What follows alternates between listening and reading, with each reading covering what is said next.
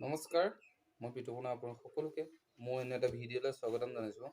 কালি মই মাজুলী মহৰী চুকলৈ গৈছিলোঁ। মহৰী চুকত খুব ধুনীয়া বিহু প্ৰেক্টিছ চলাই আছিলে। তাতে মই ভইচ কৰিব নোৱাৰিলোঁ। তাৰে এটা বিহুৰ ধুনীয়া ক্লিপ আছে। ক্লিপটো আপোনালোকক দেখুৱাম বুলি ভাবিছোঁ আৰু কেনেকুৱা লাগে চাব।